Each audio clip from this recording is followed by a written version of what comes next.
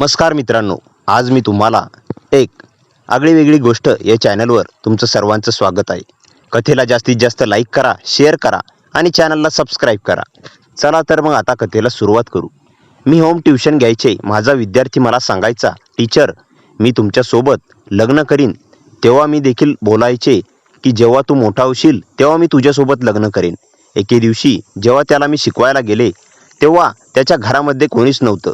माझ्या त्या विद्यार्थ्याने खोलीचा दरवाजा बंद केला तेव्हा मी जोरात किंचाळले, कारण 15 वर्षाच्या मुलाने म्हणजे मी रोहनला इंग्रजीचा एक निबंध लिहायला शिकवत होते. परंतु त्याची नजर सारखी माझ्यावरच होती. तो निबंध लिहिण्याऐवजी मला निरखून पाहत होता.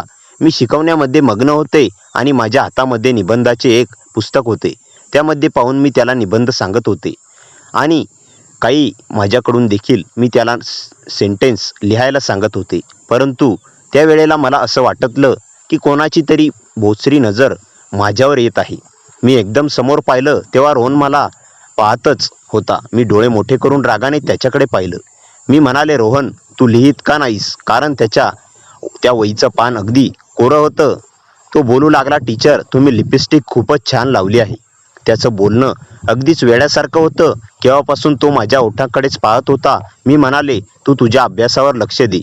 तुला किती मार्क्स मिळाले आहेत? मी त्याचं कान ओढत त्याला म्हणाले. तो बोलू लागला, टीचर आता कान सोडा, लिहितोय. मी म्हणाले, इतका मोठा झालास तू स्वतःला लिहिता येत नाही का? फक्त मोठ्या मोठ्या गोष्टी तुला करता येतात. तो माझ्या समोरच्या खुर्चीवर बसलेला होता. बोलू लागला, इतक्या दूर मला समजत नाही. जर तुम्ही म्हणालात तर मी तुमच्या शेजारच्या खुर्चीवर बसू का? जे मला समजत नाही ते तुम्ही मला लिहून द्या. मी म्हणाले, ठीक आहे, ये बस. तो लगेच उठून माझ्या शेजारच्या खुर्चीवर बसला. मी त्याच्याकडून निबंध लिहून घेऊ लागले. मला असं जाणवलं जणू काय माझ्या पायावर काहीतरी आहे. मी दचकले आणि लगेच माझ्या पायाकडे पाहिलं तेव्हा रोहन त्याच्या पायाच्या अंगठ्याने माझ्या पायाला स्पर्श करायचा प्रयत्न करत होता. मी त्याला पाहिलं आणि म्हणाले, हे काय करतो आहेस तू? तो बोलू लागला, मी काय केलं? मी म्हणाले, तुझा पाय जरा तुझ्या ताब्यात ठेव. माझं ते बोलणं ऐकून तो हसू लागला आणि बोलू लागला, सॉरी, मला तर समजलंच नाही. मागच्या 2 महिन्यापासून रोहनला मी शिकवण्यासाठी त्याच्या घरी जात होती, कारण त्याची आई त्याच्या रिझल्टमुळे खूपच टेन्शनमध्ये होती. मी त्याच्या शाळेची टीचर देखील होते. त्यामुळे त्यांनी मला विनंती केली की मी त्याचे ट्युशन घेण्यासाठी त्याच्या घरी यावं आणि त्यात मला फी देखील खूप चांगल्या देणार होत्या. मी लगेच होकार दर्शवला, कारण मला पैशाची गरज होती. त्यामुळेच मी शाळेत देखील शिकवत होते आणि होम ट्युशन देखील देत होते. माझी आई या जगात नव्हती आणि माझे वडील आजारी राहायचे. घरामध्ये कोणीच असं नव्हतं की आमच्या खर्चाची जबाबदारी घेऊ शकेल. त्यामुळेच मी हिंमत केली आणि एका चांगल्या इंग्लिश मीडियम स्कूलमध्ये टीचरचा जॉब सुरू केला आणि तिथे माझा पगार फक्त 26,000 होता आणि मला माझ्या घर खर्चासोबत माझ्या वडिलांच्या औषधांसोबत डॉक्टरांचा खर्च देखील करावा लागायचा. त्यामुळे त्या पगारातून माझं भागत नव्हतं. रोहन त्या शाळेत शिकत होता जिथे मी शिकवले होते. 9व्या येथे त्याचा रिझल्ट खूपच खराब लागत होता आणि तेव्हाच त्याच्या आईने मला त्याची ट्युशन घ्यायला का याबद्दल विचारा. मी खूप जास्त फी घेणार होती. त्यामुळे मी देखील तयार झाले, कारण त्याचं असं म्हणणं होतं की मी त्याच्या घरी येऊनच रोहनला शिकवावं. त्यांचं घर देखील माझ्या घरापेक्षा जास्त लांब नव्हतं. त्यामुळेच मी तयार झाले. माझं वागणं त्याच्यासोबत असं होतं जसं एखाद्या लहान भावाप्रमाणे असतं. परंतु मला माहीत नव्हतं की तो 15 वर्षाचा मुलगा माझ्यासोबत असा देखील करू शकतो. सुरुवातीला तर त्याची आई नेहमीच त्या खोलीत जायची जिथे मी रोहनला शिकवायची, परंतु ती त्याच्या कामामध्ये बिझी असल्यामुळे आता खूपच कमी त्या खोलीमध्ये इजा करायची. परंतु खोलीचा दरवाजा उघडा असायचा, तो दरवाजा लॉक नसायचा. एके दिवशी मी रोहनला शिकवण्यासाठी त्याच्या घरी गेले तेव्हा तो बोलू लागला, तुम्ही मला माझ्या खोलीत शिकवा, मी तिथे कम्फर्टेबल असते. तिथं माझं स्टडी टेबल देखील आहे, AC देखील आहे, तुम्हाला काहीही त्रास होणार नाही. मी म्हणाले, हॉलमध्ये अभ्यास करायला काय प्रॉब्लेम आहे? तिथे देखील आपण आरामात अभ्यास करू शकतो. तो बोलू लागला, तिथे AC नाही आणि मला खूपच गरम होतं. आता तुम्हाला काय सांगू, मला तर अक्षरशः घाम फुटत असतो.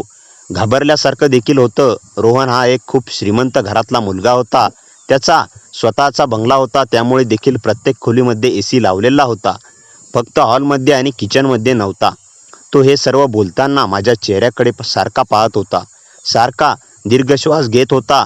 मग स्वतःच्या शर्टचा बटन शर्टला असं झाकून लागला, जणू काय त्याला खूप गरम होत आहे. म्हणून मी म्हणाले, ठीक आहे, तुझ्या खोलीमध्ये शिकवीन. माझं ते बोलणं ऐकून त्याच्या चेहऱ्यावर एक विचित्र हसू आलं होतं.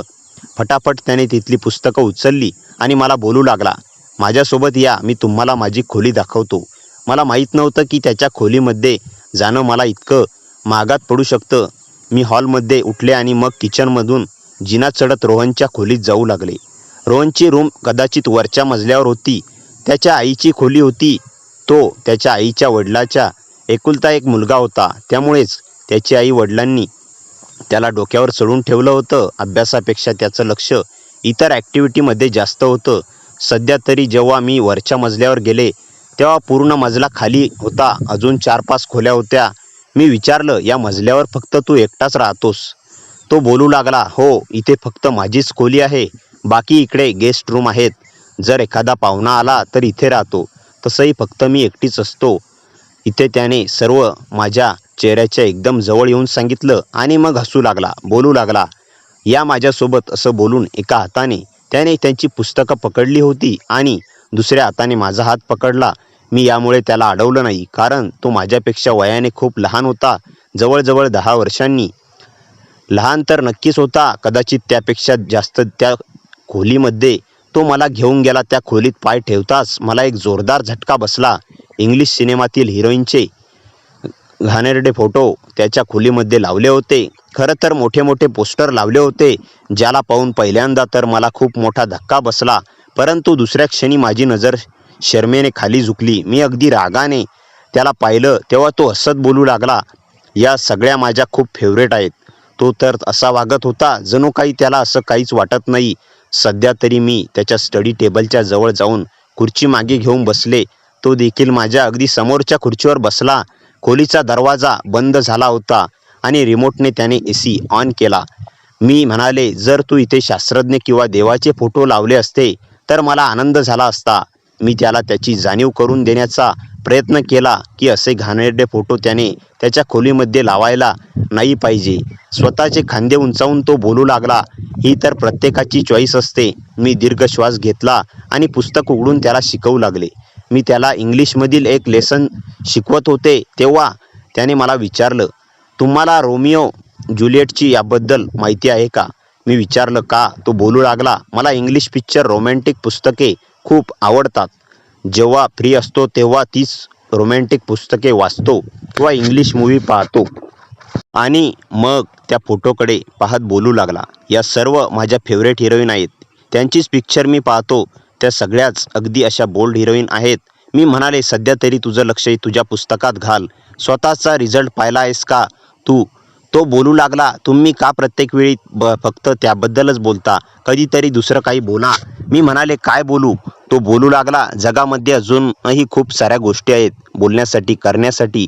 मग बोलू लागला, तुम्ही खूप सुंदर आहात. त्याचं ते बोलणं ऐकून मी त्याला हैराणीने पाहिलं. मला माहीत होतं की मी दिसायला सुंदर होते, त्यामुळे कदाचित त्याने माझी स्तुती केली असेल. मी म्हणाले, हो, परंतु यासोबत मी एक चांगली विद्यार्थी देखील होते.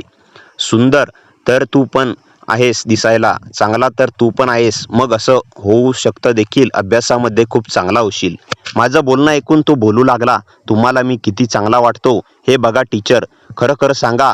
मी म्हणाले, हो रोहन, तू खूप चांगला आहेस. असं बोलून मी त्याच्या डोक्यावरून हात फिरवायला लागले आणि त्याच्या गालावर हलकेच प्रेमाने मारले, जसं आपण एखाद्या लहान मुलाला किंवा लहान भावाला मारतो. अगदी त्याप्रमाणे माझ्या त्या बोलण्यावर तो खुश झाला, पण बोलू लागला, मला खूप आनंद वाटतोय की तुम्हाला मी चांगला वाटतो. मी म्हणाले, हो, तू मला खूप चांगला वाटतोस, त्यामुळे सर माझी इच्छा आहे की तू चांगला अभ्यास करावा. तो बोलू लागला, अच्छा, जर मला 10वीला चांगले मार्क्स मिळाले मग तुम्ही माझी एक गोष्ट मान्य कराल? मी म्हणाले, हो, जर तुला फर्स्ट क्लास मिळाला तर तू जे सांगशील ते मी तुला देईन. माझं बोलणं ऐकून तो बोलू लागला, विचार करा टीचर, जे मी मागेन ते तुम्हाला खरंच द्याल? मी म्हणाले, हो, तुला जे हवं ते मी माग, परंतु त्याआधी मला फर्स्ट क्लास मिळवून दाखव. मी म्हणाले, आज जे पेपर तुझ्या शाळेत होणार आहे, जर त्यामध्ये देखील तुला चांगले मार्क्स मिळाले तर मी तुला जे पाहिजे ते देईन. हे ऐकून तो तर खुश झाला. त्याला फायनल एक्झाम अजून खूप वेळ होता. माझी इच्छा होती की त्याने चांगली तयारी करावी. ठीक आहे, त्याला मी एखादं छोटंसं गिफ्ट देईल. माझं बोलणं ऐकून त्याने त्याचा हात पुढे केला. तुम्ही वचन द्या मला की तुम्ही तुमच्या बोलण्यावरून मागे हटणार नाही. मी त्याला वचन दिलं. त्याने खरंच खूप मेहनत घेतली होती. त्याने पेपर खूप चांगले दिले होते. ज्या दिवशी त्याचा रिझल्ट आला त्या दिवशी मी खूप खुश होते. त्याची आई देखील खुश होत्या. त्यांनी तर माझ्या फीसोबतच 5,000 रुपये बक्षीस म्हणून देखील दिले. बोलू लागल्या, तुम्ही तर ते करून दाखवलं आहे ज्याचा मी कधीच विचार करू शकत नव्हते. मी माझ्या मुलासाठी हाय एज्युकेशन टीचर देखील ठेवली होती ज्यांना मी खूप जास्त फी द्यायचे. परंतु त्या मुलाने मला इतका चांगला रिझल्ट कधीच दाखवला नाही. मी म्हणाले, चांगला आहे की त्याने मेहनत केली आहे. मला त्याचा रिझल्ट आधीच माहीत होता कारण पेपर तर मीच चेक केले होते. त्यामुळे त्याच्या घरी येताना मी एक सुंदर असं घड्याळ आणलं होतं. विचार केला की हे गिफ्ट जेव्हा त्याला देईल तो खूप खुश होईल. जेव्हा मी त्याच्या खोलीत गेले तेव्हा मी खोलीत परफ्यूमने अगदी दरवळत होती. AC तर आधीपासूनच ऑन होता कारण ती खोली खूपच थंड झाली होती. मी जेव्हा खोलीमध्ये गेले तेव्हा तो देखील माझ्यासोबत होता. त्याने खोलीचा दरवाजा बंद करून लॉक केला होता. मी त्याच्या या वागण्यावर खूपच हैराण झाले. मी त्याला म्हणाले, खोली लॉक का केलीस आहेस? तो बोलू लागला, तुम्ही मला वचन दिलं होतं. तुम्हाला वचन आठवतंय ना? मी म्हणाले, हो आठवतंय. मग मी मागच्या पर्समधून ते गिफ्ट काढलं आणि त्याच्या समोर ठेवलं. तो विचार करू लागला, हे काय आहे? मी म्हणाले, तुझं गिफ्ट. तो बोलू लागला, वचन तर तुम्ही मला असं दिलं नव्हतं की तुम्ही मला गिफ्ट द्याल. वचन काहीतरी वेगळं दिलं होतं. मी म्हणाले, अच्छा ठीक आहे, सांग तुला काय पाहिजे. परंतु हे बघ, तू तेच माझ्याकडून माग जे मी तुला देऊ शकते. तो बोलू लागला, तुम्ही माझ्यासोबत लग्न करा. मी तर त्याचं ते बोलणं ऐकून जितकं हैराण होणार होते तितकं कमी होतं. मी म्हणाले, तुझं वय पाहिलंस आहेस का? तू अजून इतका लहान आहेस, मग माझ्यासोबत असं लग्न करशील? असं बोलून मी हसू लागले. मी म्हणाले, तू पण ना समोर आधी मोठा तर हो. माझ्या बोलण्यावर तो बोलू लागला, तुम्हाला मी लहान वाटतो? मी म्हणाले, हो, लहान नाहीस तर काय आहेस? त्याने माझा हात पकडला आणि मला ड्रेसिंग टेबलच्या आरशासमोर घेऊन आला. बोलू लागला, आता मला सांगा कोण मोठा आहे? तो मुलगा होता आणि सोबतच चांगल्या खात्यापित्या घरचा होता. उंचीला देखील अगदी उंच होता, दष्टपुष्ट होता. माझ्यासोबत उभा राहून माझ्यापेक्षा 2 इंच मोठा वाटत होता. त्याच्या त्या वागण्यावर मी हसू लागले.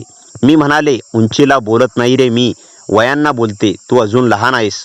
तो बोलू लागला, फक्त हे सांग माझ्यासोबत लग्न करणार की नाही? मी म्हणाले, हो करेन, परंतु आधी मोठा तर हो. तो बोलू लागला, मोठा होऊन काय होणार आहे? त्याचा तो प्रश्न ऐकून मी जरा हैराण झाले होते. चल आपण पुढच्या सिलेबसचा अभ्यास करूया. हे बघ, शाळेत पास होणं तर ठीक आहे, परंतु खरं तर हे बोर्डाचा एक्झाम आहे. असं बोलून जेव्हा मी स्टडी टेबलच्या जवळ जाऊ लागले तेव्हा रोहनने माझा हात पकडला आणि बोलू लागला, टीचर, हे माझ्या प्रश्नाचे उत्तर नाही. पहिल्यांदा हे सांगा की लग्न करण्यासाठी मोठं होणं फार गरजेचं आहे का? त्याच्या त्या विचित्र प्रश्नाने मी काय उत्तर देऊ शकत होते? मी म्हणाले, तू अभ्यास करशील, तुला चांगले नोकरी मिळेल, जबाबदार होशील, तेव्हाच तू लग्नाच्या योग्यतेचा होशील ना, आणि मगच लग्न करशील ना. माझं बोलणं ऐकून तो बोलू लागला, मग तुम्ही तर तेव्हा म्हातारी व्हाल, मग काय फायदा? मी हसू लागले. मी म्हणाले, चल, माझी मस्करी खूप झाली, चल आता अभ्यास कर. तो बोलू लागला, सांगेल तुम्हाला मी की मी लग्नाच्या किती योग्य आहे. मी त्याचं बोलणं दुर्लक्ष केलं, परंतु आता हे झालं होतं की तो मन लावून अभ्यास करू लागला. त्याच दिवसामध्ये माझ्या वडिलांच्या मित्राचा मुलगा माझ्या वडिलांना भेटायला आला होता कारण ते खूप आजारी होते. माझ्या वडिलांच्या आजारामुळे मी खूपच टेन्शनमध्ये आले होते कारण माझ्या कमाईचे जास्तीत जास्त पैसे त्यांच्या उपचारावर खर्च होत होते. माझ्या वडिलांच्या मित्राचा मुलगा देखील इतका काही श्रीमंत नव्हता. तो देखील नोकरी करत होता आणि दुसऱ्या शहरात राहत होता. वडिलांच्या आजाराबद्दल समजल्यावर त्यांना भेटायला आला होता. चांगल्या स्वभावाचा होता. माझ्या वडिलांसोबत त्याच्या वडिलांची मैत्री देखील खूप चांगली होती, परंतु ते या जगात नव्हते. मला माहीत नव्हतं की माझे वडील त्याच्या मित्राच्या मुलासोबत माझं लग्न ठरवतील. ते बोलू लागले, मला प्रियाची खूप काळजी वाटते. माझ्या आयुष्याचा काहीच भरोसा नाही. माझी इच्छा आहे की तू तिच्यासोबत लग्न करावीस. माझे वडील त्याच्या आजारामुळे इतके मजबूर झाले होते की त्यांनी त्याच्या मित्राला त्याच्या मुलासमोर हात जोडले. वडिलांच्या मित्राचा मुलगा अमोल बोलू लागला, काका, का मला लाजवताय? प्रियाची तुम्ही काळजी करू नका. मी तुम्हाला वचन देतो की मी तिला कधीच निराधार सोडणार नाही. परंतु तुम्हाला तुमच्या तब्येतीची काळजी घेतली पाहिजे. माझे वडील आता बेफिकर झाले होते. मी चहा घेऊन त्यांच्या खोलीच्या दरवाजाजवळ उभी होते. मी दरवाजाजवळ उभी राहून त्याच्या बोलण्याचा प्रत्येक शब्द ऐकत होते. माझ्या हातातला चहाचा कप अक्षरशः थरथरत होता. माझ्या वडिलांचं ते अशक्त खंगलेलं शरीर आणि त्यांचं माझ्यासाठी असलेलं प्रेम पाहून माझ्या डोळ्यातून पाणी आलं. अमोल शांतपणे वडिलांना समजावत होता. काका, तुम्ही काळजी करू नका. प्रियाची जबाबदारी मी घेईन. पण आधी तुम्ही तब्येत सुधारू द्या. त्याचं ते बोलणं ऐकून वडील थोडे हसले, पण त्या हसण्यात समाधानापेक्षा जास्त चिंता होती. मला आतून एक विचित्र भीती वाटू लागली होती. आयुष्य अचानक कुठल्या तरी वळणावर येऊन थांबलं होतं. त्या संध्याकाळी मी रोहनकडे शिकवायला गेले. त्याच्या खोलीत शिरताच मला जाणवलं की आज काहीतरी वेगळंच वातावरण आहे. परफ्यूमचा सुगंध, खोलीतील थंडावा आणि त्याच्या चेहऱ्यावरचं ते विचित्र शांत असू. मी पर्स खुर्चीवर ठेवत म्हणाले, चल रोहन, सुरू करूया. त्याने हळूच दार बंद केलं. लॉकचा आवाज झाला आणि माझ्या अंगावर सरसरून काटा उभा राहिला. मी थोड्या रागाने म्हणाले, रोहन, दार लॉक का केलंस? तो हळूच माझ्याकडे आला. डोळ्यात एक वेगळीच चमक आणि धीम्या आवाजात म्हणाला, टीचर, आज तुम्ही माझं वचन पूर्ण करणार आहात. माझ्या छातीत धडधड वाढली. मी शांत राहण्याचा प्रयत्न करत म्हणाले, मी तुला सांगितलं होतं रोहन, तू अजून लहान आहेस. अशा या गोष्टी वय झाल्यावर बोलतात. तो अचानक माझा हात धरून मला आरशासमोर उभं करत म्हणाला, लहान मी? आता बघा कोण मोठं दिसतं. त्याच्या चेहऱ्यावर हट्ट, राग आणि विचित्र हटके प्रेमाचा मिलाप होता. माझ्या मनात फक्त एकच गोष्ट घुमत होती, येथून बाहेर पडणं गरजेचं आहे. मी त्याला हलकंसं दूर सारलं. रोहन, हे सगळं चुकीचं आहे. अभ्यास करूया. पण तो पायऱ्या पायऱ्यांनी पुढे येत माझ्या मार्ग अडवत होता. माझ्या पोटात भीतीचा गोळा तयार झाला. मी त्याच्याकडे कठोर नजरेने पाहत म्हणाले, रोहन, आत्ताच दार उघड. तू मला घाबरवतो आहेस. तो अचानक थांबला. काही क्षण शांतता पसरली. मग त्याने हळूच म्हणाला, तुम्ही माझ्यावर प्रेम करत नाही का? मी खूप लिहायचा प्रयत्न केला, चांगले मार्क्स मिळवले, पण तुम्हाला वचन आठवत नाही. त्यांचा आवाज तुटलेला भाव, पण त्याचवेळी धोक्याची झलक होती. माझ्या डोक्यात फक्त बाबांची आठवण, त्यांची प्रकृती, त्यांची भीती आणि अमोलचं वचन. मी दमदार आवाजात म्हणाले, रोहन, वचन म्हणजे वेडेवाकडे मागणं नाही. तू ते मोठा झाल्यावर समजेल. आत्ताच दार उघड, नाहीतर मी तुझ्या आईला बोलावते. हे ऐकताच तो चटकन मागे हटला. चेहऱ्यावर राग आणि निराशेचं मिश्रण. आणि दार उघडलं. मी एक क्षणही न दवडता खाली धावतच आले. त्या दिवशी घरी पोहोचल्यावर माझं मन शांतच नव्हतं. बाबांना काही कळू नये म्हणून मी स्वतःला सावरलं. पण रात्री उशिरा माझ्या मोबाईलवर मेसेज आला, प्रिय टीचर, तुम्ही नाही म्हणालात, पण मी थांबणार नाही. माझ्या अंगात पुन्हा एकदा शिरशिरी उठली. त्या रात्री रोहनचा मेसेज पाहून मी घाबरून गेले होते. पण मनाच्या एका कोपऱ्यात मला त्याच्यासाठी थोडं वाईटही वाटत होतं. वयाने लहान असला तरी त्याने माझ्यासाठी एवढ्या मनापासून मेहनत घेतली होती. अभ्यास केला होता, फक्त चुकीच्या दिशेने विचार करत होता. दुसऱ्या दिवशी सकाळी मी रोहनच्या घरी जाण्याचं ठरवलंच. पण आज मी ठरवलं होतं, नुसती टीचर नाही, तर त्याला एक मार्गदर्शक म्हणून त्याला समजावणार. खोलीत गेल्यावर तो शांत बसलेला होता. माझी नजर त्याच्यावर पडताच तो थोडा हसला. पण त्या हसण्यात कालची हट्टी चमक नव्हती, एक निराश वेदना होती. मी त्याच्यासमोर बसत हलक्या आवाजात म्हणाले, रोहन, काल तू जे केलंस ते चुकीचं होतं, पण मला तुझ्यावर राग नाहीये, कारण तू अजून लहान आहेस. तो खाली मान घालून बसला होता. मी त्याच्या हातावर हलकासा हात ठेवत म्हणाले, प्रेम जे असतं ना, ते जबाबदारीसोबत मोठं होतं. फक्त आकर्षण किंवा गोड वाटतंय म्हणून त्याला प्रेम म्हणत नाहीत. हे ऐकताच त्याच्या डोळ्यात पाणी तरळलं. तो हळूच म्हणाला, पण मला तुम्ही खूप आवडता. माझं मन तुमच्याकडेच राहतं. मी त्याच्या डोळ्यात पाहिलं. तो मुलगा स्वतःच्याच भावनांमध्ये हरवला होता. मी शांतपणे म्हणाले, आवडणं वाईट नाही रे, पण आवड ही वयासोबत बदलते. आज तुला मी सुंदर वाटते, चांगली वाटते, पण तू मोठा झालास की तुझी आवड बदलू शकते. हे वय असंच असतं. तो थोडा अस्वस्थ झाला. आणि जर माझी आवड बदलली नाही तर? हा प्रश्न इतका निरागस होता की मी क्षणभर निरुत्तर झाले. मी त्याच्या डोक्यावर हलकेच हात फिरवला, जसा मी नेहमी प्रेमाने करायची. मी म्हणाले, जर तू खरंच मोठा होऊन, जबाबदार होऊन आयुष्यात काहीतरी बनलास, आणि जर त्यावेळी देखील तुझ्या मनात हेच प्रेम असेल, तर मी तुला नाही म्हणणार नाही. हे ऐकताच त्याच्या चेहऱ्यावरचे ढग जणू हटले.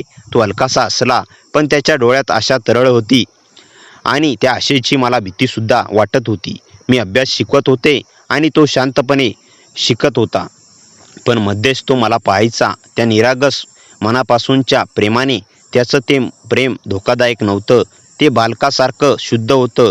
त्या दिवशी जाताना तो हळूच म्हणाला, टीचर, मी मोठा होईल तुमच्यासाठी. त्याचा तो आवाज माझ्या मनाला कुठेतरी स्पर्शून गेला. घरी परतल्यावर बाबांची प्रकृती अजूनच बिघडली होती आणि मला जाणवलं आयुष्य किती वेगानं बदलतं होतं. त्याच्या शेजारी बसलेला अमोल मला म्हणाला, प्रिया, तू काळजी करू नकोस, मी आहे ना.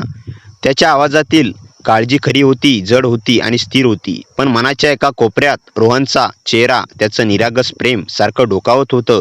दोन वेगळे जग माझ्या आयुष्यात दार ठोठावत होते. एक परिपक्व, जबाबदार, सुरक्षित आणि एक निरागस, हळवं, पहिल्या प्रेमाचा गोडवा असलेलं. आणि मी दोन्हींच्या मध्ये अडकलेली होते. त्या रात्री मी बाबांच्या पलंगा शेजारी बसलेले होते. खोलीत मंद उजेडात होती आणि त्यांच्या श्वासाचा आवाज जड होत चालला होता. अमोल बाहेर औषधं आणण्यासाठी गेला होता.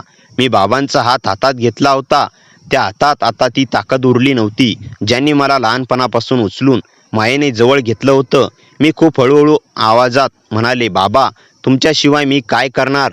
त्यांनी माझा हात थोपटला. थोडासा दम घेत म्हणाले, प्रिया, जीवनात कोणीतरी असायलाच हवं जो तुझी काळजी घेईल, तुझं रक्षण करेल. त्याच्या डोळ्यातलं पाणी मला पावत नव्हतं. मी म्हणाले, बाबा, तुम्ही ठीक व्हाल, मी आहे ना. पण ते हळूच हसले. मी किती दिवस आहे रे माहिती नाही.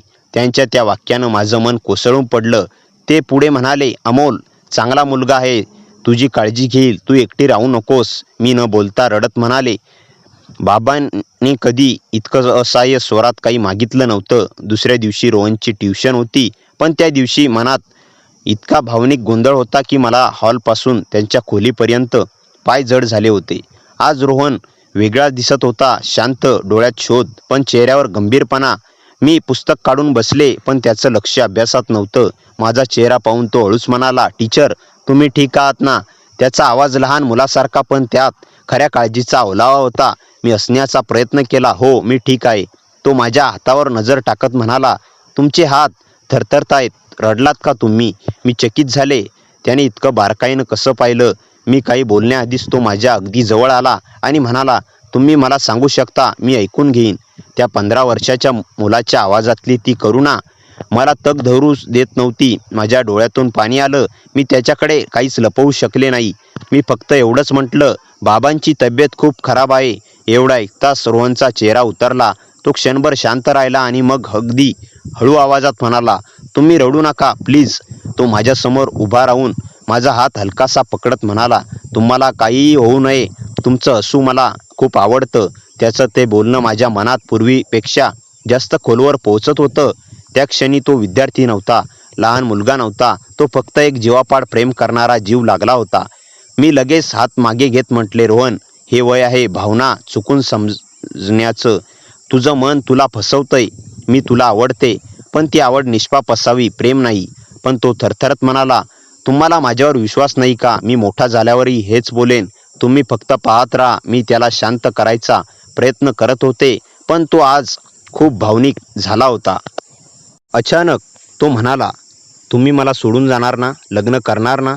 माझं हृदय दाबलं गेलं. तो रडायला लागला. मी अशा अवस्थेत त्याला कधीच पाहिलं नव्हतं.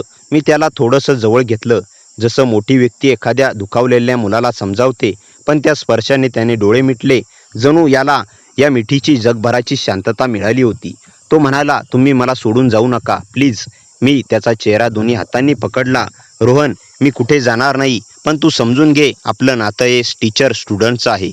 तुमच्या भविष्यासाठी मी आहे, पण तुझ्या आयुष्याचा निर्णय मी आता घेऊ शकत नाही. त्याने डोळे पुसत म्हटलं, तुम्ही मला दिलेलं वचन विसरू नका. आणि तो हळूच दूर गेला.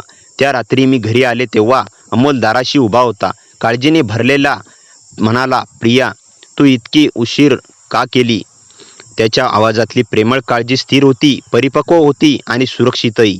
पण मनाच्या आत खोलवर रोहनचं रडणारा चेहरा अजूनही रेंगाळत होता. एका बाजूला अमोल, स्थिर, जबाबदार, मोठा, आयुष्याला दिशा देणारा, आणि दुसऱ्या बाजूला रोहन, निरागस, पहिल्या प्रेमाचा उंचावणारा आवेग आणि माझ्यावरचं अनावर प्रेम. मी दोघांच्या भावनांमध्ये अडकले होते आणि पहिल्यांदाच मला जाणवलं, प्रेम कधी कधी वय पाहत नाही, पण निर्णय मात्र जबाबदारीनुसार घ्यावा लागतो.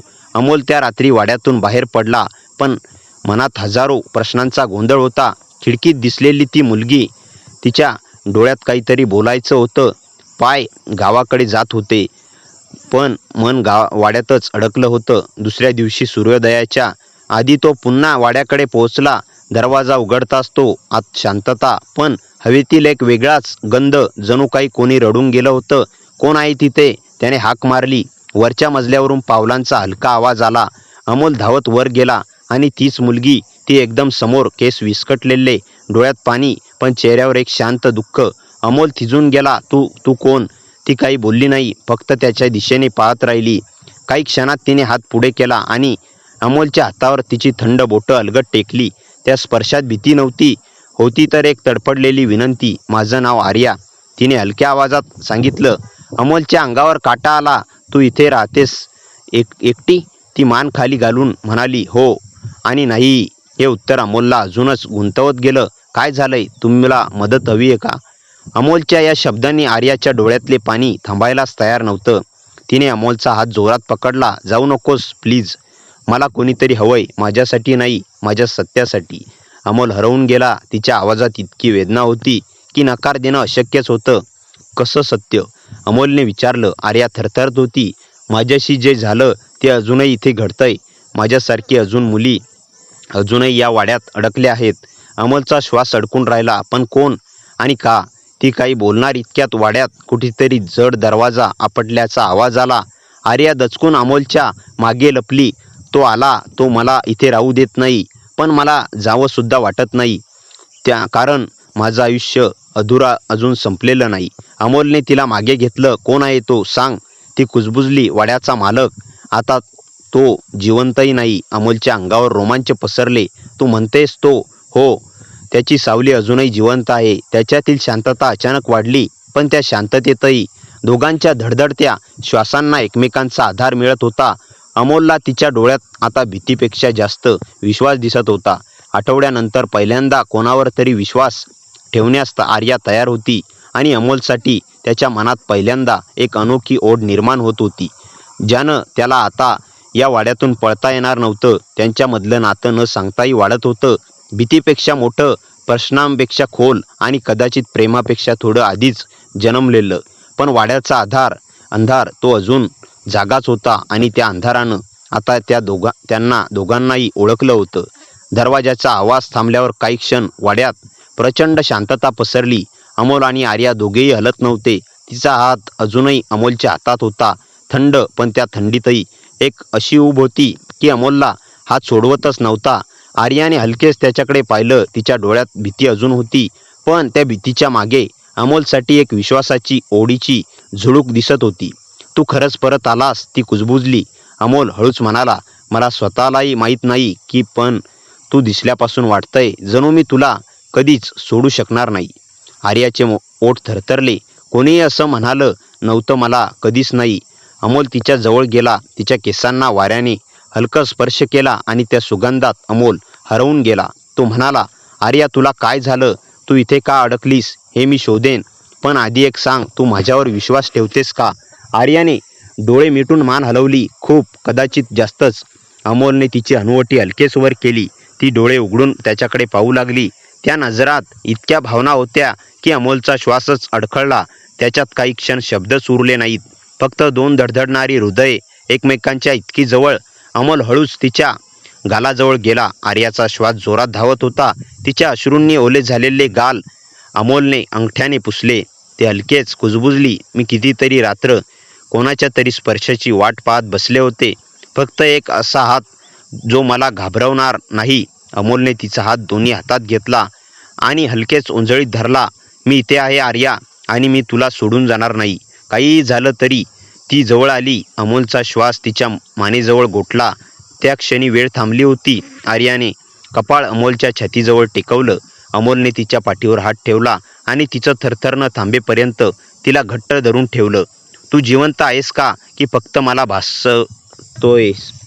आर्या पुटपुटली. अमोल तिच्या केसांतून हात फिरवत म्हणाला, मी जिवंतही आहे, आणि तुझ्यासाठी तर आणखी जास्त. आर्या हलकेच असली. रडत रडतच त्या हास्यात इतकी वेदना होती की अमोलचं हृदय तुटलं. पण पुढच्याच क्षणी तिच्या ओठांवर कंपन आलं. ती वर पाहू लागली. त्यांच्या चेहऱ्यामध्ये फक्त एका श्वासाचं अंतर. तिचे ओठ थोडेसे उघडले आणि अमोल थांबू शकला नाही.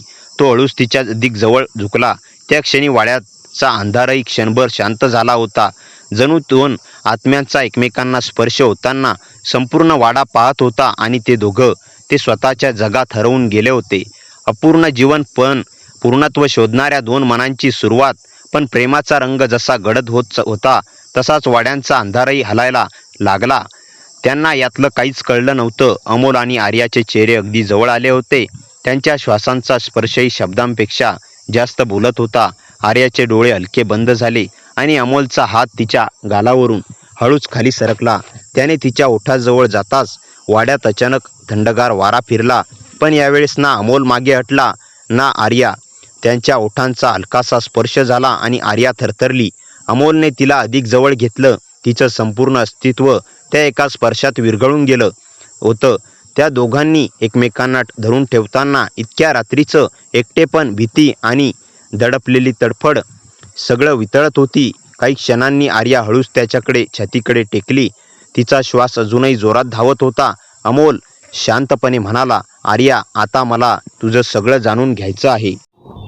तू ज्या यातनामध्ये अडकलीस त्यातून तुला बाहेर काढणार आहे. आर्या काही क्षण शांत राहिली. मग तिच्या आवाजात कंप जाणवत म्हणाली, तुला माझ्यावर प्रेम झालंय का अमोल? की माझी दया येते तुला? अमोलने तिचे दोन्ही हात पकडले. दया नाही आर्या, तुला पहिले तेव्हापासून मी काहीतरी तुझ्यात अडकलोय. तू मला भीतीही दाखवतेस आणि आकर्षूनही घेतेस. पण एक गोष्ट खरी, मला तुझं आयुष्य वाया जाताना पाहायचं नाही. आणि हो, मी तुझ्यावर प्रेम करतो. आर्याचे डोळे भरून आले. मला असा शब्द ऐकून किती वर्ष झाले माहीत आहे? अमोल तिच्या अश्रूंना पुसणार इतक्यात वाड्याच्या आतून एक भीषण धडधडून जाणारा आवाज झाला. जणू कोणीतरी लाकडी दार जोरात आपटलं. आर्या दचकली आणि अमोलच्या मागे पळाली. तो त्याला आपलं जवळ येणं आवडत नाही. तो मला कोणाचं प्रेम मिळू देत नाही. अमोल चिडून म्हणाला, तो कोण? कोण आहे तो? आर्या थरथरत म्हणाली, वाड्याचा मालक विघ्नेश राऊत. माझं आयुष्य ज्याने थांबवलं. अमोलचा चेहरा पांढरा पडला. थांबवलं म्हणजे? आर्या डोळे घट्ट मिळून म्हणाली, मी मृत आहे अमोल. त्या शब्दांनी वाड्याचा हवा थिजली. अमोलचा श्वास अडखळला. पण आर्या त्याचा हात घट्ट पकडून म्हणाली, पण मी नष्ट नाही झाले. मी इथे अडकले आहे कारण माझा मृत्यू अपघात नव्हता. अमोलच्या शरीरातील प्रत्येक स्नायू गोठून गेला. काय झालं होतं? आर्या हळूच त्याच्या खांद्यावर डोकं ठेवत म्हणाली, विघ्नेश माझ्यावर वेडापिसा प्रेम करायचा. पण मला नकार दिला म्हणून मला या वाड्यात कैद केलं. महिन्यानमहिने मी विनवण्या केल्या. एक दिवस पळून जाण्याचा प्रयत्न केला आणि त्याने मला धक्का दिला. मी जिन्यावरून पडले आणि माझा श्वास थांबला. अमोलने दोन्ही हातांनी तिचे खांदे पकडले. आर्या, मी तुला मुक्त करेन. मी तुझं सत्य जगासमोर आणीन. आर्या डोळे उघडून त्याच्याकडे पाहू लागली. तिच्या नजरेत एक वेडंवाकडं मिश्रण होतं. भीती, वेदना, पण अमोलवरील प्रचंड प्रेमही. तू हे करू शकणार नाहीस अमोल. मागच्या वेळी जो प्रयत्न केला होता तो. अचानक जमिनीखालून ठोक्यांसारखे आवाज सुरू झाले. जड, रागीट, उधाणलेले. आर्या भयभीत झाली. तो जागा झाला. त्याला आपलं एकत्र असणं सहन होत नाही. अमोल तिच्यासमोर उभा राहून म्हणाला, त्याने तुला माझ्यापासून दूर ठेवलंय. आता मी त्याला तुझ्यापासून दूर ठेवणार. त्या क्षणी आर्याने अमोलचा चेहरा हातात घेतला. अमोल, जर तू माझ्यासाठी लढणार असशील तर मीही तुझ्यासाठी पुन्हा जिवंत होईल. अमोल तिच्या कपाळावर ओठ टेकवायला वाकला. आर्याचा श्वास थांबला क्षणभरासाठी आणि वाड्याच्या अंधारातून एक प्रचंड ओरडा झाला, रागाने फाडून टाकणारा. आर्या माझी आहे. यावेळेस त्यांच्या प्रेमाची केवळ एक सीमाच ओलांडली नव्हती तर एका मृत सावलीचा कोप पेटवला होता. वाड्यातला तो भला मोठा ओरडा ऐकताच जेव्हा हवा जणू गारठली. आर्या थरथरली आणि अमोलच्या हाताला अधिक घट्ट धरून उभी राहिली. अमोलनं तिच्या खांद्यावर हात ठेवून तिला मागे घेतलं.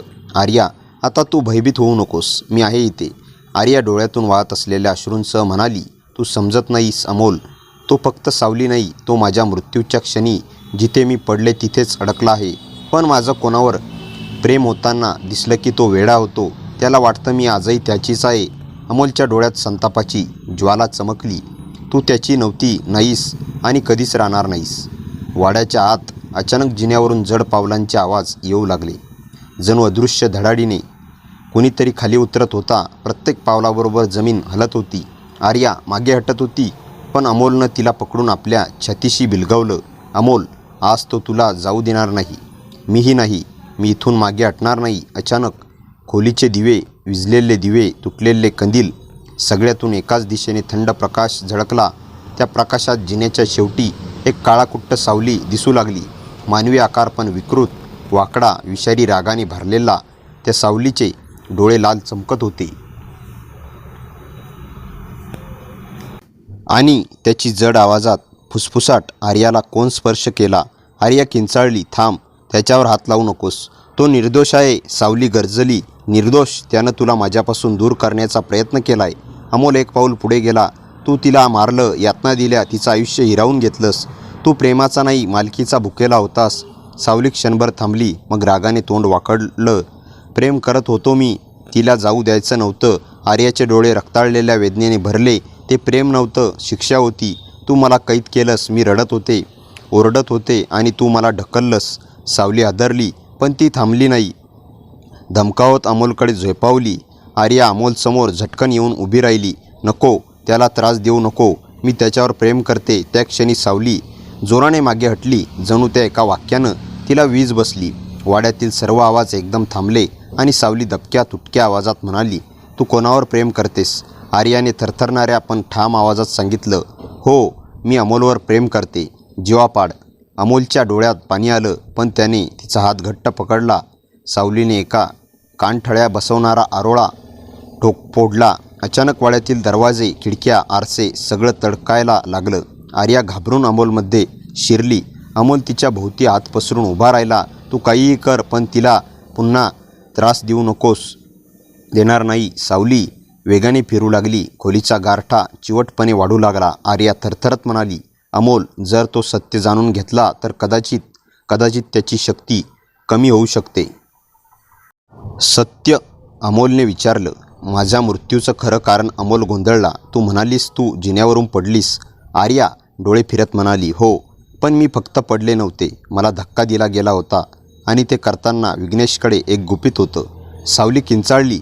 थांब, ते सांगू नकोस. आर्या अमोलकडे पाहत म्हणाली, त्याने मला ढकललं कारण मी कोणावर प्रेम केलं होतं. कुणावर?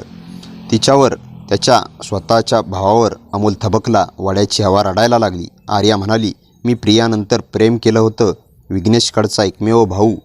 त्याने हे कळताच मला संपवलं आणि भाऊलाही. सावलीचा आकार फुटू लागला. वाकडा होत, धूर निघत, रागानं ओरडत, खोटं खोटं. अमोल जोरात बोलला, मग तुझं सत्य ऐक. तू तिच्या प्रेमाचा खून केला आणि तिचा आत्माही अडकून ठेवला. सावली दणकन खाली पडली. धक्क्यासारखा आवाज झाला. वाड्यात शांतता पसरली. सावली हलत म्हणाली, मी तिला जाताना पाहू शकत नव्हतो. आर्याचा आवाज आता वेदनेतून प्रेमाने भरलेला होता. मी त्याच्यावर प्रेम केलं होतं आणि आता मी अमोलवर प्रेम करते. त्या शब्दांनी धुरकट सावलीचे रूप थरथरले. ती जणू वितळू लागली होती. दोनदा मला हरवलंस. आणि सावलीचा अंतिम किंकाळीने वाडा हादरला आणि मग सावली पूर्णपणे अदृश्य झाली.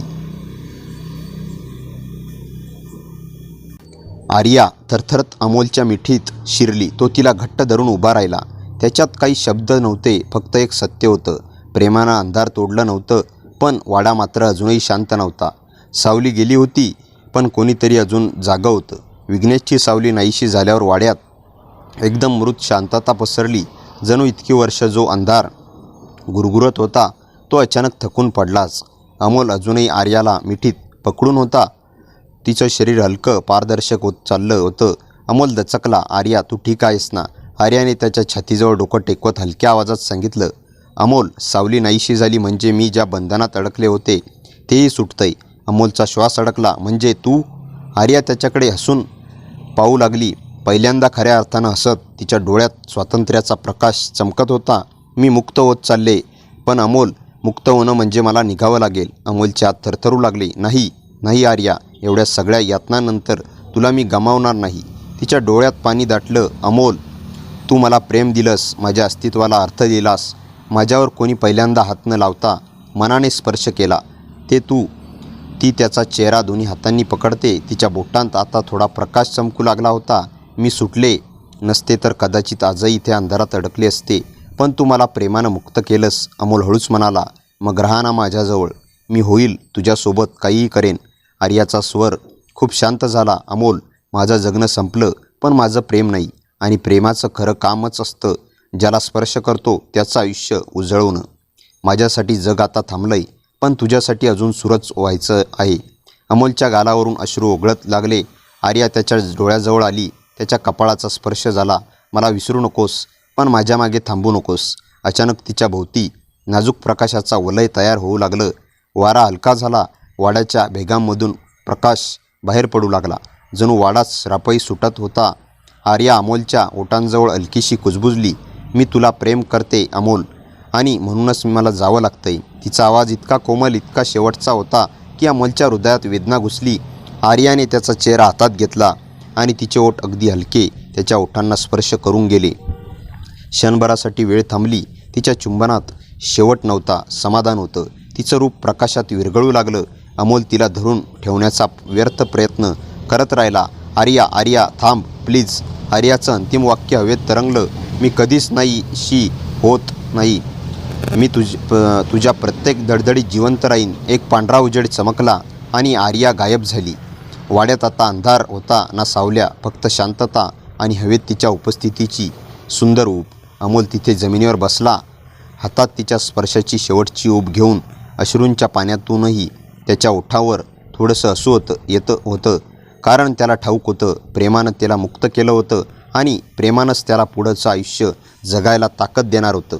तो उठला, वाड्याकडे शेवटच्यांदा पाहिलं. आता पूर्ण शांत, पोकळ, निरागस, जिथे एका आत्म्याला शेवटी मुक्तता मिळाली होती. अमोल हळूहळू बाहेर चालू लागला.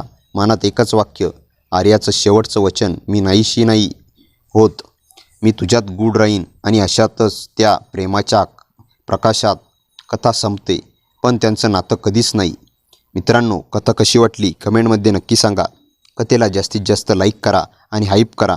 आणि हो, चॅनलवर नवीन असाल तर आपल्या मित्रमैत्रिणींमध्ये शेअर करा आणि सबस्क्राईब करायला विसरू नका. भेटूया पुन्हा अशाच इंटरेस्टिंग आणि धमाकेदार कथेसह. तोपर्यंत हसत राहा, खुश रहा. धन्यवाद.